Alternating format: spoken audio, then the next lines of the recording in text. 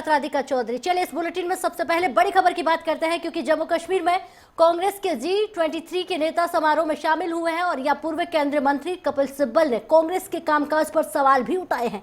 कहा कि कांग्रेस उन्हें कमजोर होती दिख रही है। उन्होंने गुलाम नबी आजाद को दोबारा राज्यसभा के लिए नामित न किए जाने पर भी सवाल उठाए। वहीं गुलाम नबी आजाद ने भी कई बातें कही और केंद्र पर निशाना साधा। और क्या कुछ कहा गुलाम नबी आजाद ने, वो आपको दिखाते हैं, देखिए। बुद्धिजीवी थे, पढ़े लिखे लोग थे, डॉक्टर्स थे, प्रोफेसर थे, पत्रकार थे, किसान थे, मजदूर थे, तजारत करने वाले लोग थे। तब जाकर हिंदुस्तान को आजादी। और ये बॉर्डर एरियाज, हमने इंदिरा गांधी से यही सीखा कि जितने भी लोग बॉर्डर पे रहते हैं उनकी जितनी भी मदद करो, उनको बांटो नहीं, उनको जोड़ो, उनको इकट्ठे करो, उनकी दिल की धड़कनें समझो, क्योंकि वो दुश्मन का मुकाबला करते हैं। नमस्कार, बहुत स्वागत आपका। आप देख रहे हैं गुलिस्तान न्यूज, मैं हूं आपके साथ राधिका चौधरी। चलिए इस बुलेटिन में सबसे पहले बड़ी खबर की बात करते हैं, क्योंकि जम्मू कश्मीर में कांग्रेस के G23 के नेता समारोह में शामिल हुए हैं और यह पूर्व केंद्रीय मंत्री कपिल सिब्बल ने कांग्रेस के कामकाज पर सवाल भी उठाए हैं। कहा कि कांग्रेस उन्हें कमजोर होती दिख रही है। उन्होंने गुलाम नबी आजाद को दोबारा राज्यसभा के लिए नामित न किए जाने पर भी सवाल उठाए। वहीं गुलाम नबी आजाद ने भी कई बातें कही और केंद्र पर निशाना साधा। और क्या कुछ कहा गुलाम नबी आजाद ने, वो आपको दिखाते हैं, देखिए। बुद्धिजीवी थे, पढ़े लिखे लोग थे, डॉक्टर्स थे, प्रोफेसर थे, पत्रकार थे, किसान थे, मजदूर थे, तजारत करने वाले लोग थे। तब जाकर हिंदुस्तान को आजादी। और ये बॉर्डर एरियाज, हमने इंदिरा गांधी से यही सीखा कि जितने भी लोग बॉर्डर पे रहते हैं उनकी जितनी भी मदद करो, उनको बांटो नहीं, उनको जोड़ो, उनको इकट्ठे करो, उनकी दिल की धड़कनें समझो, क्योंकि वो दुश्मन का मुकाबला करते हैं। लेकिन आज मुझे अफसोस, पिछले 1.5 साल से हम सबको बिखेर दिया। स्टेट के हिस्से हो गए, कोई टुकड़ा इधर गिरा, कोई इधर गिरा। आज हम बांटे हुए हैं अलग फिरकों में, तबकों में। बेकारी अपने उरूज पे है, बेरोजगारी अपने उरूज पे है। लाखों नौजवान PhD करके, लॉ करके, MA MSc करके बेकार और बेरोजगार है। लाखों लोगों के बच्चों ने छोटी जमीन, मैं सुबह अपने साथियों को बता रहा था कि हरियाणा पंजाब की तरह जमीन नहीं है, यहां यूपी और आंध्रा और महाराष्ट्र की तरह जमीन नहीं है। यहां हमारे स्टेट सिर्फ पहाड़ और जंगल है, और जो 15-20% जमीन है उसमें हमारे गांव, शहर और सड़कें, स्कूल और बिल्डिंगें हैं। हमारे पास खेती नहीं है। गांधीनगर के आसपास आरसपुर हमें खेती है, बाकी कुछ नहीं। हमारे उद्योग नहीं, जो थे उद्योग छोटे बड़े इस जम्मू, कठुआ और सांबा के अंदर, और कुछ लोग हमारे नौजवान पलते थे उस वक्त, चाहे वो किसी धर्म के हों, किसी जाति के हों, लेकिन वो उद्योग भी बंद हो गए, कई परमानेंटली बंद हो गए। और आज कई सैकड़ों वर्षों के बाद हम स्टेट का हिस्सा नहीं, हमारी पहचान खत्म हो गई। बीमारी के खिलाफ अभी हम, पूरा देश और पूरा विश्व, पूरी दुनिया 1 साल से बीमारी के खिलाफ जंग लड़ रहा है, जद्दोजहद कर रहा है, जहद कर रहा है। लेकिन जम्मू कश्मीर में हमें कई चीजों के खिलाफ लड़ाई लड़ना। ये पहाड़ी इलाका और हिंदुस्तान के एक सिरे पर है, जहां हिंदुस्तान मुल्क खत्म होता है और पाकिस्तान और चीन की सरहदें शुरू होती है, हमारे दुश्मन की सरहदें शुरू होती है। इसलिए हमारी जिम्मेदारी दूसरे देश के कई प्रांतों से कई गुना ज्यादा। वैसे तो बहुत सारे प्रांत हैं जो बॉर्डर से मिलते हैं, राजस्थान मिलता है, गुजरात मिलता है, नॉर्थ ईस्ट पंजाब मिलता है, लेकिन यहां दुश्मन बहुत एक्टिव है। जम्मू कश्मीर के बॉर्डर पर 1947 से लेकर अभी तक जहां हम बैठे हैं, अभी तनाव बराबर जारी है, और कभी पाकिस्तान की तरफ से, कभी चाइना की तरफ से कई लड़ाइयां भी हुई, लेकिन नोक झोंक कभी भी चलती। इसलिए हमारी जिम्मेदारी है जम्मू कश्मीर के लोग कि हम आपस में सद्भाव रखें, आपस में मोहब्बत रखें, आपस में प्यार बांटें और साथ साथ मिलकर दुश्मन का भी मुकाबला करें। और हम दुश्मन का तभी मुकाबला कर सकते हैं जब हम इकट्ठे होंगे। अगर हम आपस में बंटे होंगे, धर्म की बुनियाद पर, मजहब की बुनियाद,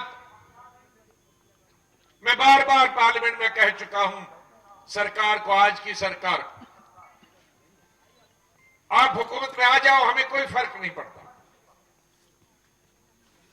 राजनीति में, लोकतंत्र में, जमहूरियत में हर पार्टी को हुकूमत बनाने का हक है, लेकिन सिर्फ धर्म की नाम पर नहीं।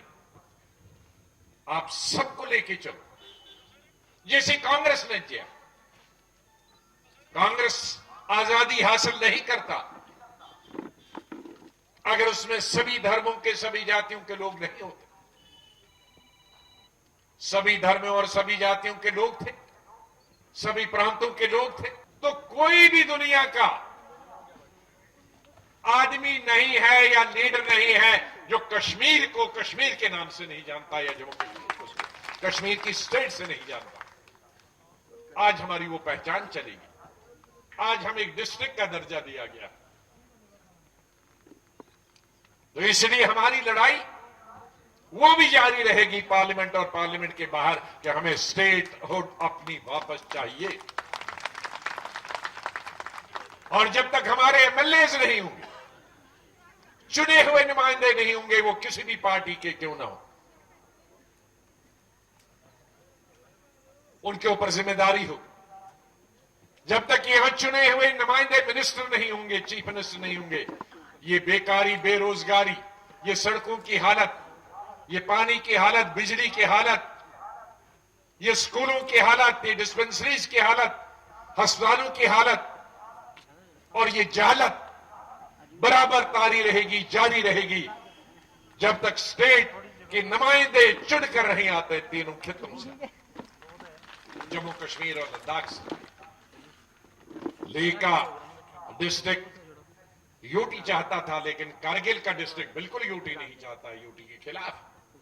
और जम्मू के लोग, चाहे वो कांग्रेस का हो, नेशनल कॉन्फ्रेंस का हो, पीडीपी का हो, बीजेपी का हो, आरएसएस का क्यों ना हो, वो भी स्टेटहुड चाहता। अगर किसी एक में जरूरत है लीडर को, किसी पार्टी की, वो कल स्टेटमेंट देवे कि मुझे स्टेटहुड नहीं चाहिए, कोई नहीं चाहता। तो ये ऐसा कोई कभी नहीं हुआ कि सब पार्टियां स्टेटहुड चाहती। सब पार्टियां, बीजेपी, आरएसएस से लेकर नेशनल कॉन्फ्रेंस और पीडीपी से लेकर पंथर पार्टी तक, सब चाहती हैं स्टेटहुड हो। और जम्मू में और कश्मीर में और लद्दाख में दो और चीजें चाहिए कि यहां जमीन कम है, इसलिए सिर्फ यहां के ही लोग खरीद सकते हैं। और ये कोई नई बात नहीं, नॉर्थ ईस्ट में है, हिमाचल में है, उत्तराखंड में है, वहां तो आर्टिकल 370 नहीं है। चलिए आगे बढ़ते बात पश्चिम बंगाल की कर लेते हैं। पश्चिम बंगाल में विधानसभा चुनाव के बीच सत्ताधारी तृणमूल कांग्रेस और भारतीय जनता पार्टी के बीच खींचतान बढ़ती जा रही है और इस बीच बंगाल में स्वभूमि नजदीक कड़ापारा के बीजेपी गोदाम पर खड़े प्रचारक वैन पर तोड़फोड़ की गई। इस घटना का जायजा लेने के लिए बीजेपी नेता सामिक भट्टाचार्य भी घटनास्थल पर पहुंचे। पूरी वारदात किसी ने अपने कैमरे में कैद कर ली और जिसकी तस्वीरें भी सामने आ रही हैं। बीजेपी ने आरोप लगाया है कि टीएमसी के गुंडों ने गोदाम में घुसकर प्रचारक वैन की तोड़फोड़ करके उसे नष्ट कर दिया और कीमती सामान भी चुरा कर लेकर चले गए। बीजेपी ने यह आरोप उस समय लगाए जब चुनाव आयोग ने विधानसभा चुनाव की तारीखों का ऐलान किया था। जब विपक्ष के पास कोई राजनीति नहीं रहता है, पैड़ के नीचे से सारे के सारे जमीन फिसल जाते हैं, तब लोग वही करते हैं। तृणमूल के पास कोई राजनीति नहीं है, राजनीतिक भाषा नहीं है। अभी जो दूत बना है ना, पढ़ाए पढ़ाए सरकार का बाद पढ़ाए पढ़ाए दूत हुआ ना, तो ये दूत लोग दिन के उजाले में तो लोगों को फेस नहीं कर पाते, तो रात के अंधेरे में आकर के एक गरीब ड्राइवर को मारे। सारे के सारे लैपटॉप लेके चले गए, सेलफोन जो था वो ले लिया, विंडस्क्रीन तोड़ दिया, एलईडी स्क्रीन जो था उसको तोड़ दिया। तो ये तृणमूल का रवैया रहा। लोग अंडर थ्रेट एंड इंटिमिडेशन में है। इस माहौल को बदलना चाहिए। चलिए आगे बढ़ते बात पश्चिम बंगाल की कर लेते हैं। पश्चिम बंगाल में विधानसभा चुनाव के बीच सत्ताधारी तृणमूल कांग्रेस और भारतीय जनता पार्टी के बीच खींचतान बढ़ती जा रही है और इस बीच बंगाल में स्वभूमि नजदीक कड़ापारा के बीजेपी गोदाम पर खड़े प्रचारक वैन पर तोड़फोड़ की गई। इस घटना का जायजा लेने के लिए बीजेपी नेता सामिक भट्टाचार्य भी घटनास्थल पर पहुंचे। पूरी वारदात किसी ने अपने कैमरे में कैद कर ली और जिसकी तस्वीरें भी सामने आ रही हैं। बीजेपी ने आरोप लगाया है कि टीएमसी के गुंडों ने गोदाम में घुसकर प्रचारक वैन की तोड़फोड़ करके उसे नष्ट कर दिया और कीमती सामान भी चुरा कर लेकर चले गए। बीजेपी ने यह आरोप उस समय लगाए जब चुनाव आयोग ने विधानसभा चुनाव की तारीखों का ऐलान किया था। जब विपक्ष के पास कोई राजनीति नहीं रहता है, पैड़ के नीचे। आज देखिए पश्चिम बंगाल में 8 फेज का चुनाव हो रहा है। कल चुनाव आयोग ने इसका घोषणा की। ये तो बंगाल का लज्जा है। पूरे हिंदुस्तान का सामने हमारा लॉस ऑफ फेस हो गया। ये सांस्कृतिक कैपिटल जिसको माने जाते हैं, जो पश्चिम बंगाल इतना सारे मनीषी का नाम करते हैं, मुख्यमंत्री बार बार बोलते हैं बांग्लार संस्कृति, बांग्लार कृष्टि, पान परा मुंह में देकर कोई समझ नहीं पाते, खैनी खोर बिहारी यूपी का लोग को ऐसे भाषा से तो अपमानित करता है तृणमूल कांग्रेस का लोग। तो वो लोग कैसे है? 8 फेज में क्यों चुनाव हो रहा है? जब ममता बनर्जी सत्ता में आए थे तो चुनाव 6 फेज में हुआ था। उसका मांग था 8 फेज का चुनाव कराने का। उसका यही बताना था कि बिना 7-8 फेज का चुनाव होने से सीपीएम और पुलिस को हम लोग रोक नहीं पाएंगे, निष्पक्ष चुनाव नहीं होगा। तो आज 10 साल सत्ता में रहने का बाद ये लोग कोई परिवर्तन नहीं कर सके। स्थिति जहां था उससे और खराब हो गया। उधर चुनाव की तारीखों का ऐलान के बाद पश्चिम बंगाल की मुख्यमंत्री ममता बनर्जी ने प्रेस कॉन्फ्रेंस कर चुनाव आयोग पर सवाल उठाए हैं। 8 चरणों में मतदान अगर कहें तो घोषणा कर दी गई है। ममता बनर्जी ने चुनाव आयोग की मंशा पर सवाल उठाते हुए कहा कि बीजेपी के हिसाब से तारीखों का ऐलान हुआ है। सवालिए लहजे में मुख्यमंत्री ममता बनर्जी ने पूछा कि आखिर एक जिले में 3 चरणों में क्यों चुनाव करवाए जा रहे हैं। उन्होंने ये भी सवाल कहा कि इस बार पश्चिम बंगाल में 8 चरणों में खेल खेला जाएगा। राज्य के मुख्यमंत्री ने कहा कि बीजेपी के कहने पर चुनाव आयोग ने ऐसा किया है, जबकि दूसरी तरफ बीजेपी ने सभी आरोपों को बेबुनियाद बताते हुए कहा कि बीजेपी ने पूछा है कि 8 चरणों में चुनाव होने से ममता बनर्जी को भला समस्या क्यों हो रही है।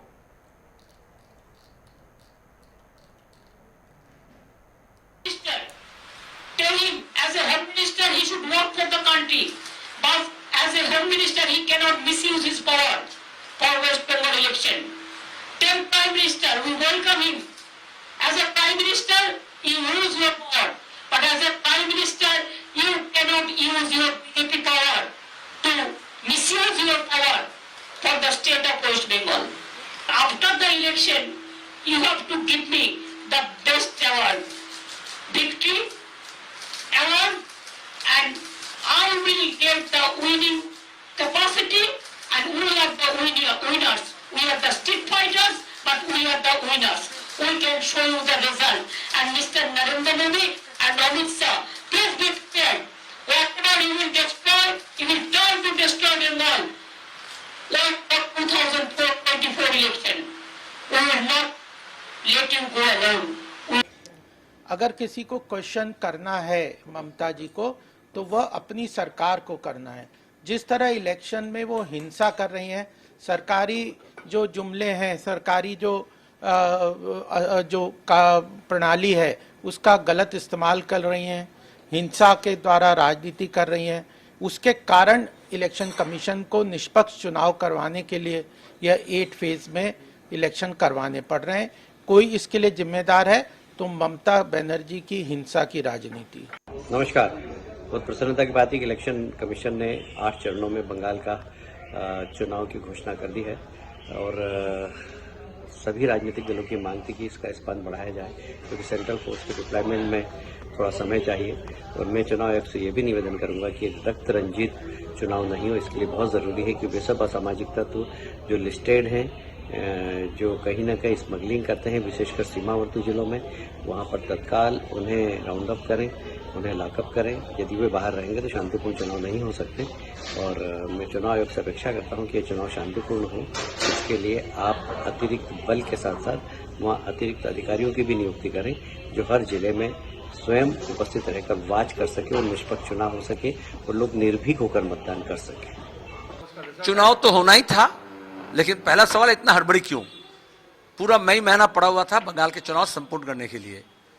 तो हम शुरू से ये कह रहे थे, कोरोना काल में जैसा हुआ था अभी भी वैसे ही, कि राज्य सरकार में या केंद्र सरकार में सत्ताधारी जो दल है वो विरोधी पक्ष ताकि तैयार नहीं हो, ऐसा वो सोच रहे हैं।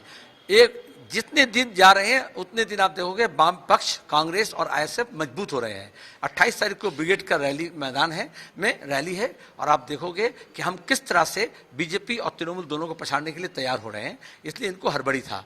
और 8 फेज में हो रहा है, ये तो ममता को जवाब देना पड़ेगा। हम बंगाल में 34 साल सरकार चलाए हैं, कभी यह नौबत नहीं आई है, क्योंकि एक तो इनके पास पुलिस और सरकारी कर्मचारी नहीं है, तो इसलिए इनको बांट के करना पड़ रहा है। देश के प्रधानमंत्री नरेंद्र मोदी ने आज वीडियो कॉन्फ्रेंसिंग के जरिए भारत में खिलौना मेला 2021 का उद्घाटन कर दिया है। देसी खिलौनों को बढ़ावा देने के मकसद से ये आयोजन प्रोग्राम किया गया है। वर्चुअल मेला 4 दिन तक चलेगा। पीएम मोदी का कहना है कि ये पहला खिलौना मेला केवल एक व्यापारिक या आर्थिक कार्यक्रम भर नहीं है। ये कार्यक्रम देश की सदियों पुराने खेल और उल्लास की संस्कृति को मजबूत करने की एक अहम कड़ी साबित होगा। खेल और खिलौनों की भूमिका को जरूर समझना चाहिए।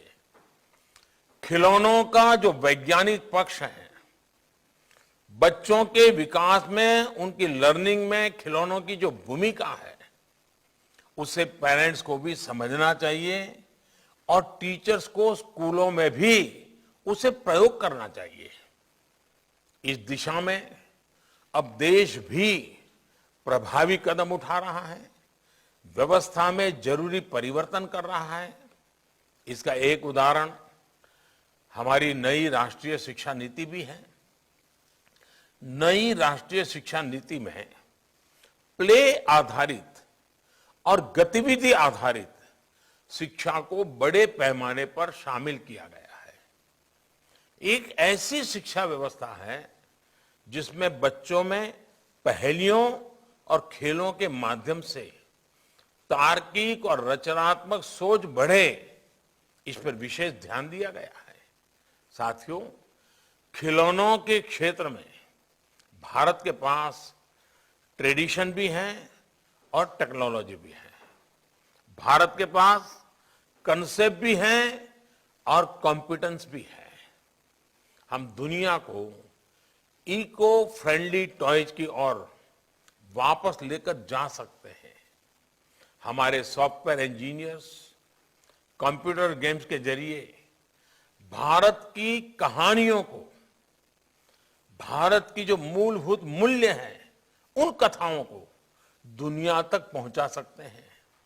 लेकिन इस सब के बावजूद $100 बिलियन के वैश्विक खिलौना बाजार में आज हमारी हिस्सेदारी बहुत ही कम है। देश में 85% खिलौने बाहर से आते हैं, विदेशों से मंगाए जाते हैं। पिछले 7 दशकों में भारतीय कारीगरों की, भारतीय विरासत की जो उपेक्षा हुई, उसका परिणाम ये है कि भारत के बाजार से लेकर परिवार तक में विदेशी खिलौने भर गए हैं। भारतीय बच्चे अपने देश के वीरों, हमारे नायकों से ज्यादा बाहर के स्टार्स के बारे में बात करने लगे। इस बाढ़ ने, ये बाहरी बाढ़ ने हमारे लोकल व्यापार की बड़ी मजबूत चेन भी तोड़ के रख दी है, तहस नहस कर दी है। कारीगर अपनी अगली पीढ़ी को अपना हुनर देने से बचने लगे हैं। वो सोचते हैं कि बेटे इस कारोबार में ना आए। आज हमें इस स्थिति को बदलने के लिए मिलकर काम करना है। हमें खेल और खिलौनों के क्षेत्र में भी देश को आत्मनिर्भर बनाना है, वोकल फॉर लोकल होना है। इसके लिए हमें आज की जरूरतों को समझना होगा। हमें दुनिया के बाजार को, दुनिया की प्राथमिकताओं को जानना होगा। हमारे खिलौनों में बच्चों के लिए हमारे मूल्य, संस्कार और शिक्षाएं भी होनी चाहिए और उनकी गुणवत्ता भी अंतर्राष्ट्रीय मानकों के हिसाब से होनी चाहिए। इस दिशा में देश ने कई अहम फैसले लिए हैं। पिछले वर्ष से खिलौनों की क्वालिटी टेस्ट को अनिवार्य किया गया है। इंपोर्ट होने वाले खिलौनों की हर खेप में भी सैंपल टेस्टिंग की इजाजत दी गई है। पहले खिलौनों के बारे में सरकारें बात करने की भी जरूरत नहीं समझती थी। इसे कोई गंभीर विषय नहीं समझा जाता था। लेकिन अब देश ने खिलौना उद्योग को 24 प्रमुख क्षेत्रों में दर्ज किया है, उसका दर्जा दे दिया है। नेशनल टॉय एक्शन प्लान भी तैयार किया गया है। इस देश के प्रधानमंत्री नरेंद्र मोदी ने आज वीडियो कॉन्फ्रेंसिंग के जरिए भारत में खिलौना मेला 2021 का उद्घाटन कर दिया है। देसी खिलौनों को बढ़ावा देने के मकसद से ये आयोजन प्रोग्राम किया गया है। वर्चुअल मेला 4 दिन तक चलेगा। पीएम मोदी का कहना है कि यह पहला खिलौना मेला केवल एक व्यापारिक या आर्थिक कार्यक्रम भर नहीं है। यह कार्यक्रम देश की सदियों पुराने खेल और उल्लास की संस्कृति को मजबूत करने की एक अहम कड़ी साबित होगा। खेल और खिलौनों की भूमिका को जरूर समझना चाहिए।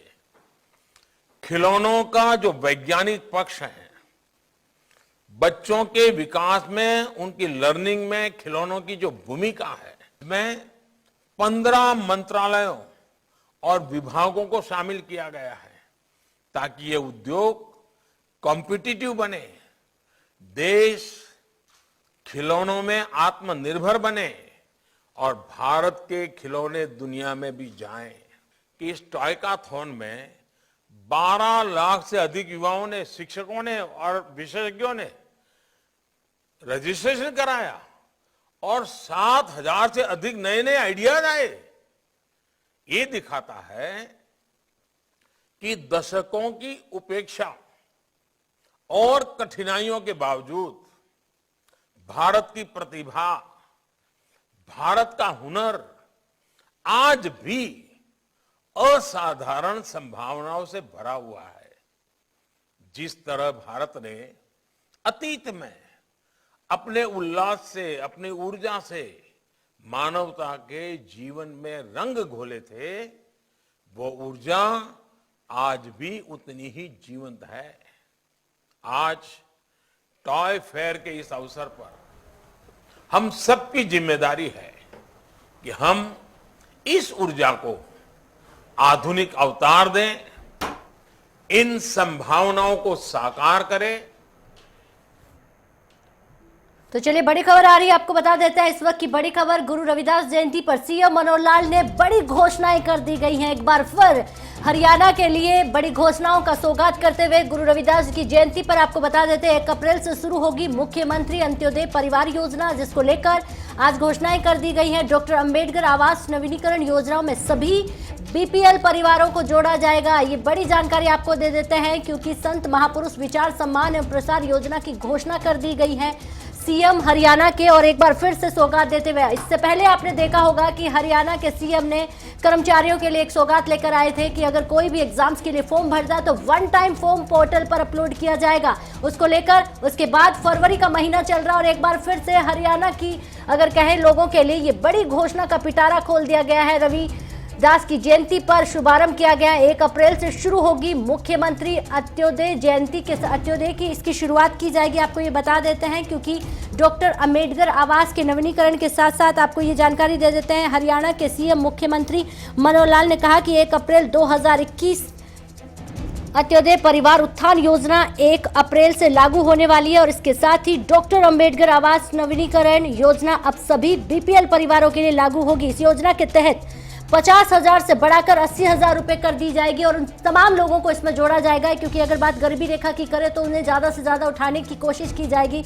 इस वक्त ये बड़ी जानकारी आप तक पहुंचा देते हैं क्योंकि हरियाणा के मुख्यमंत्री मनोहर लाल ने शिरोमणि गुरु रविदास जी की जयंती पर बड़ी घोषणाओं का पिटारा खोल दिया गया है। मनोहर लाल ने बड़ी घोषणाएं की है और इसमें परिवारों की पहचान पत्र बनाने के बाद पहले चरण में प्रवेश में सबसे कम आय वाले 1 लाख परिवारों का चयन करेंगे और ऐसे परिवारों का उत्थान गरीबी रेखा से ऊपर उठाने में मुख्य धारा में लाने का प्रयास किया जाएगा। ये जानकारी आपको दे देते हैं क्योंकि हरियाणा की जनता के लिए ये बड़ी खुशखबरी है क्योंकि फिर एक बार देखा जाए तो अंबेडकर की जयंती अगर यहाँ पर साथ ही साथ कहा जाए तो संत महापुरुष विचार समान प्रसारक योजना पर बड़ी घोषणा की है।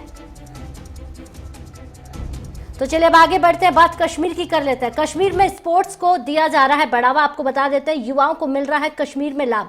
ये आपको बता देते हैं कश्मीर में स्पोर्ट्स को बढ़ावा देने से लगातार कोशिशें की जा रही हैं और इसी कड़ी में टेनिस का बढ़ावा देने के लिए कदम उठाए जा रहे हैं जिसमें आपको बता देते हैं कश्मीर में युवा काफी खुश भी नजर आ रहे हैं।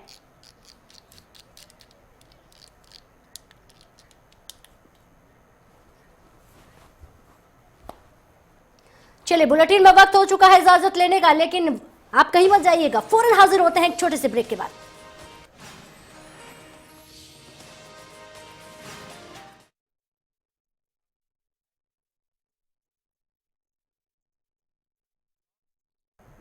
तो चलिए बड़ी खबर आ रही है, आपको बता देते हैं इस वक्त की बड़ी खबर। गुरु रविदास जयंती पर सीएम मनोहर लाल ने बड़ी घोषणाएं कर दी गई हैं। एक बार फिर हरियाणा के लिए बड़ी घोषणाओं का सौगात करते हुए गुरु रविदास की जयंती पर आपको बता देते हैं 1 अप्रैल से शुरू होगी मुख्यमंत्री अंत्योदय परिवार योजना, जिसको लेकर आज घोषणाएं कर दी गई हैं। डॉक्टर अंबेडकर आवास नवीनीकरण योजनाओं में सभी बीपीएल परिवारों को जोड़ा जाएगा। ये बड़ी जानकारी आपको दे देते हैं क्योंकि संत महापुरुष विचार सम्मान एवं प्रसार योजना की घोषणा कर दी गई है सीएम हरियाणा के और एक बार फिर से सौगात देते हुए। इससे पहले आपने देखा होगा कि हरियाणा के सीएम ने कर्मचारियों के लिए एक सौगात लेकर आए थे कि अगर कोई भी एग्जाम्स के लिए फॉर्म भरता है तो वन टाइम फॉर्म पोर्टल पर अपलोड किया जाएगा। उसको लेकर उसके बाद फरवरी का महीना चल रहा और एक बार फिर से हरियाणा की अगर कहें लोगों के लिए ये बड़ी घोषणा का पिटारा खोल दिया गया है। रविदास की जयंती पर शुभारंभ किया गया 1 अप्रैल से